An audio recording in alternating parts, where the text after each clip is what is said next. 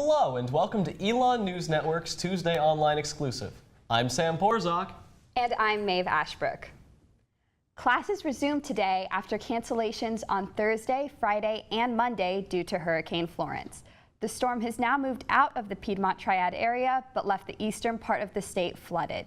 Vice President of Student Life John Dooley is still firm in the decision to strongly encourage students to evacuate campus last week.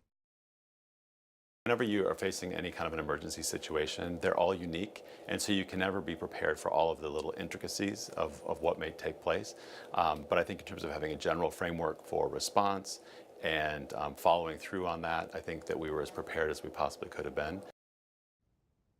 Even though 3 days of classes were canceled, Dooley says fall break will continue as planned. Elon University's Interfraternity Council is beginning men's fall recruitment this week for anyone in their sophomore year and above. The mandatory recruitment convocation will take place tomorrow at 7:30 in upstairs Lakeside. All chapters will host open house events on Thursday at their on-campus residence in the Loy Center. While Elon University worked to protect and evacuate students, others in our area assisted Florence victims. Our Christian Galvano has more. First responders in Burlington are working to help those affected by the hurricane, while Alamance Regional Medical Center put together an emergency management team to properly communicate with first responders. The Burlington Fire Department sent firefighters to aid those near the coast. We're the lucky ones in the state to not get the full effects of and damage from the hurricane.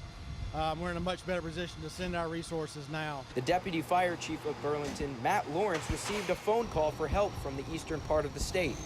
4 of his firefighters left the Burlington area to head to Newport and help. We're really proud of them for stepping up, and especially in this time of great need in our state where eastern North Carolina has tremendous impact. While the Burlington Fire Department is going to help flooded areas, those at Alamance Regional Medical Center are helping those from the coast. Chief Nursing Officer and member of the emergency management team, Laverne Delaney, says their main priority is to make sure their patients are safe and healthy. And when that happens, it makes you say, okay, how are we going to make sure our community is safe, and how can we make sure we provide what we need for our patients? Firefighter Adam Daw says that first responders' ability to help come from good communication and standing together. Guys, girls, we're all family here. We all work good together. One thing is certain.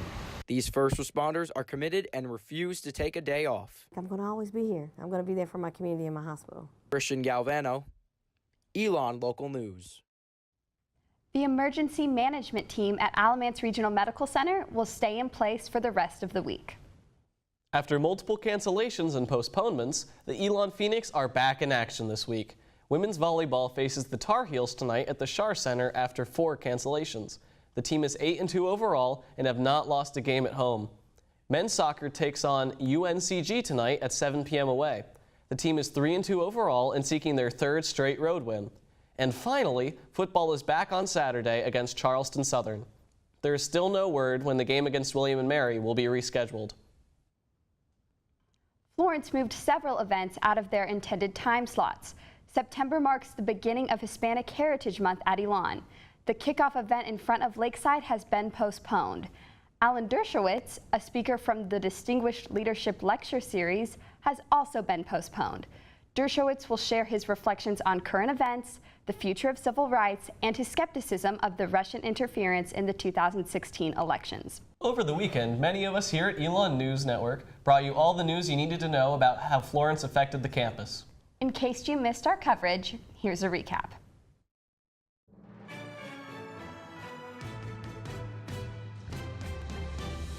Today, let me be clear. North Carolina is taking Hurricane Florence seriously, and you should too. Get ready now. Plan for the worst and hope for the best. In this scenario, everything is on the table. Florence is messing with the wrong school. They're messing with the wrong university. They're messing with the wrong state. Florence is messing with the wrong students. Elon seemed more like a ghost town today after 2,000 students fled campus following suggestions by John Dooley. These are the kind of decisions you can never second guess after you've made them. I think everybody is a little on edge. Yeah, we don't know what's going to happen. People ask me like, oh, you're going home, right? and then tell them, no, my home is in Wilmington. I think it'd be really scary if I didn't have a home. The town of Elon says they're taking the storm very seriously. They declared a state of emergency for the town. A group of local inmates lending a hand to the Red Cross as Hurricane Florence makes its way towards our area. Trust me, I've lived here all my life, so this isn't the first hurricane that I've seen. There's been much more worse than what you see today. I mean, this is nothing. After several days of on and off drizzle, it seems that we're finally getting some consistent rain from Florence. There's not much damage done to the campus, with mostly small puddles, sticks, and twigs on the ground.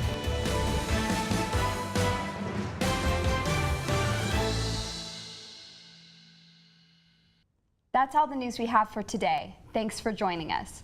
For all the news you need to know, make sure you check out our website, elonnewsnetwork.com. And make sure to follow us on social media at Elon News Network. Have a good week, Elon.